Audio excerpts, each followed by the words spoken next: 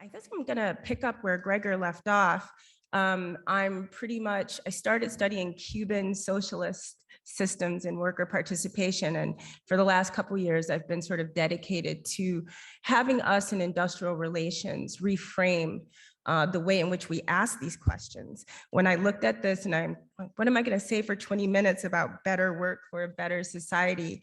It came to mind to me that one of the things I want us to do better is to understand that if we reframe that question, how we ask that question, who we center when we ask that question, really changes the way that we would do research in this area, right? What is better work to the most exploited classes of people in any society?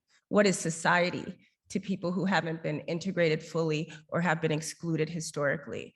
So in that vein of critical race theory, instead of me talking about what I think about these things, I'm gonna ask for your patience while I read to you an actual testimony from a project that I'm doing now with a colleague at Michigan State, Maite Tapia, where we're looking nationwide at the conditions faced by workers at Amazon, nationwide, US. And we are trying to center each of their experiences. And when we do that and we listen to them and we listen to their stories, it changes how we see Amazon. It changes how we see the future of work. It changes how we feel we can intervene to help that work better. So I'm gonna be reading to you from a statement by Mary Hill. She's also affectionately known as Ma Mary. This is a worker in North Carolina, the southern states of the United States. She's a Black woman in her late 60s, so exactly 20 years older than I am, which means that she was born and came of age before our modern anti-discrimination laws, and she came of age during segregation in the southern states. So I want to read for you how it feels to work at Amazon from Mary's perspective. Altogether, I've been 3 years with the company Amazon. I started out at RDU 5, which is in Durham, and this fulfillment center in Garner, North Carolina is where I work now. Everybody was happy, including myself, because I was under the impression, wow, Amazon, a great place to work. Man, you know, I was so excited. And the drive from my house to Durham was 20 miles, maybe a little bit further. I didn't enjoy that so much. For a lot of reasons, I was excited. I watched them tear down the old building that used to be on the site where RDU 1 is now. By the way, that is a former Conagra facility, a Slim Jim factory. And there was an explosion there that everybody in the town remembers. 4 workers died, hundreds of workers were injured. And the site is a brownfield site, which means that it's likely still contaminated with ammonia from that explosion. So Amazon has moved in here and received tax abatements from the city and the county to rebuild there. So back to Mary. That used to be on that site where RDU 1 is now, to breaking the ground, putting up the first structure. When are you gonna get it up? I was so excited. I was happy to work at Amazon. They opened during the pandemic, during 2020. You didn't have to worry about getting out and being in a crowd of people, having a mask or not having a mask, or if somebody else had on a mask. You could stay in the comfort of your home and still order your groceries or your food or your clothes, stuff for your kids. It provided a great service during the time when the whole country was shut down because of COVID. I was excited to be part of that. That smile that's on the box, like most people, when you get your box with the smile, you're happy. You've got a smile. I ordered it, and if you have Prime, you get it in 2 days. That was part of it, providing a service to my fellow Americans during a time when otherwise, had it not been Amazon, what would we have done? I took a bit of pride in that. I'm 68 years young. I'm very active, and I love people, and I love helping people. If it weren't for the bonds and the friendships that I've borne with my coworkers at RDU 1, I probably wouldn't still be there. We're like a family. You get to know about the kids' birthdays and the kids' names, who's finishing high school, who's off to college, who got a prize or won a race or won a competition at school. Our lives have become intertwined, and we learn the kids' names, what's important to them, what's important to us.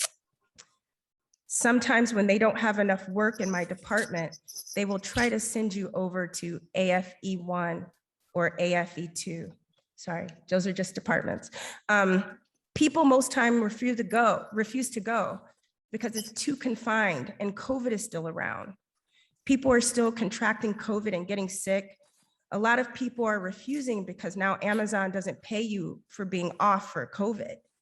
About 7-8 months ago, they would pay you for 10 days, which is 5 working days, 2 weeks. They no longer do that. A lot of people are not wanting to go over to that department because it was too confined and it's considered a hotspot for COVID at RDU1. That's how CAUSE, that's C-A-U-S-E, it's an acronym for their independent union. So these are mostly Black workers who are forming a union on their own without the AFL-CIO or any traditional union. CAUSE stands for Carolina Amazonians, which is an important identity we'll get to later, United for Solidarity and Empowerment. That's how CAUSE came about. They kept trying to send Reverend Ryan. So Southern Black history, the Black church is very important to Black folks in this region of the country, but also in general. So Reverend Ryan is a young minister who works at Amazon. He was telling them he didn't feel safe. It wasn't just about him because he had family members at home. And I don't know if you guys have met Albert. Albert was living with his mother, who was an elderly person. So he was telling Amazon, it's not just about me. If I contract COVID from this hotspot, I've got to take it home to my, I think she's 80-something-year-old mother. And you all know how COVID could affect a senior and somebody with already underlying health conditions. Ryan and I were kicking it around outside, and he was like, I'm fed up. I'm not going to take anymore. We've got to do something. At the time, I didn't think of it as being a union. I just knew something needed to change, and we needed to organize. And I understand everybody's perception is different. I grew up in Louisiana. That's my home. So I grew up seeing crosses burned, churches burned, and the hanging trees, they call them. I used to hear my mom and dad talk about picking cotton. And I remember, I know you've heard of Jasper, Texas. I didn't have to turn on the TV to watch that. I lived that. And I remember seeing the signs saying colored only. And I used to ask my mama, Mama, what's it mean? What's colored? What's that? I remember having to go buy day-old meat and having to go on the back, in the back where Black folks had to go, yeah. I remember the looks being looked at, treated like we were, and this is inaudible because she's crying. I get the same feeling sometimes at Amazon. It's gotten to the point now it's so bad, I have to psych myself and pray to go to work. I hate going in there because they treat and they talk to you like you're not human, like you don't matter. It's all about a number. It's all about getting a product out the door, a rate, a rate, a rate. Amazon thinks that, well, hey, okay, so if you fall down, we'll just shove you over there and we'll have somebody else take your place tomorrow. The culture at Amazon, it's a beautiful culture. It's a big place. It's so diverse. We've got 4 floors. I work on the first floor. There's 3 floors above me. And just the fact that it's such a vast place, that's a real challenge for the union because of the 3 floors. When we first started, we had a petition, and initially we didn't think about the diversity. And after about a month, I think we added Spanish version. And then we got real techie. We added a barcode or a scan code so you could scan it, and we didn't have to try to explain it all to you in 10 minutes. We've come a long way and made a lot of progress with this, but there's still very much to do. And the turnover rate does not work in our favor. The turnover rate at Amazon spins faster than, oh my God, the Energizer Bunny. The average employee, I think, only stays about 45 days maybe. I look back at when I started, half the people that started when I started almost 2 years ago aren't even there anymore. So it's like we're starting over all the time with a fresh group of people. Maybe it's because I'm older and it might be a thing that they call wisdom. I don't know. When you look at Jeff Bezos, most people see power and money. The way I look at it is if it wasn't for every worker in every fulfillment center or every delivery station, every driver, nobody would probably know who Jeff Bezos is. That's how I see it. We're the ones with the power. Imagine, just imagine, if we could all walk out on the same day in this state, in California, in Arizona, in Texas, in Nevada, in New York, in Michigan, all over the country. Amazon wouldn't know what to do with itself. There's power in numbers. I'm trying to get them to see that.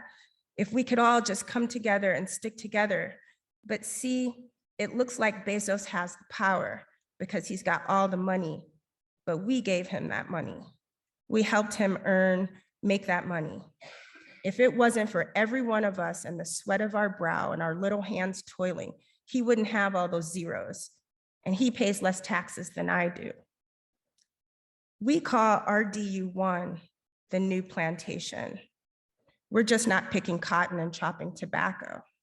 We say that almost every day. Jeff Bezos, we call him Mr. Butt. There isn't much difference. The only difference is the commodity has changed. It's not cotton or tobacco.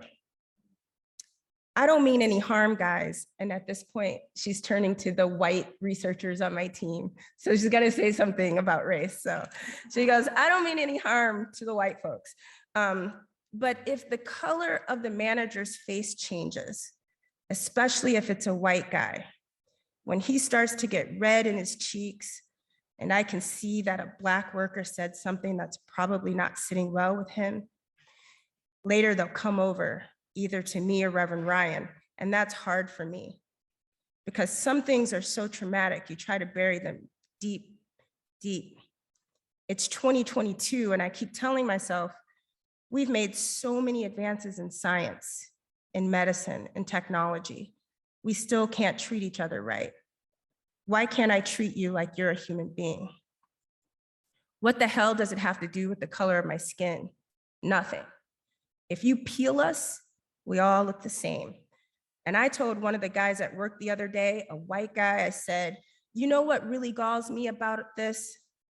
My great-great-grandmother and my dad and my pop, great-grandfather, we were good enough to clean your houses. We were good enough to pick your cotton. We were good enough to see about your little snotty-nosed kids. We're good enough to cook your food. We're good enough for you to sneak behind your wife's back, and then there's an allegory to rape. That's why the spectrum of Black has got so many variations, because of you, your great-great-great-grandpa. A Black woman back then couldn't say no. We were good enough for all that, but why the hell is it not now we're not good enough still? This doesn't even sound right, does it? When I look at Amazon and when I go to work every day, I guess you would say racism is at the forefront. It's the core, because there are so many injustices. Some of them are subtle. Some of them are overt. You've got people at work there with disabilities. Why the hell would you hire them if you're not going to treat them right? You knew they were in a wheelchair when you hired them. You knew they were blind when you hired them. Oh, do you get more money from the government because you hired someone with disabilities? The answer to that is yes. Amazon actually gets money from the county and the state for employing people with disabilities. They run ads to recruit folks.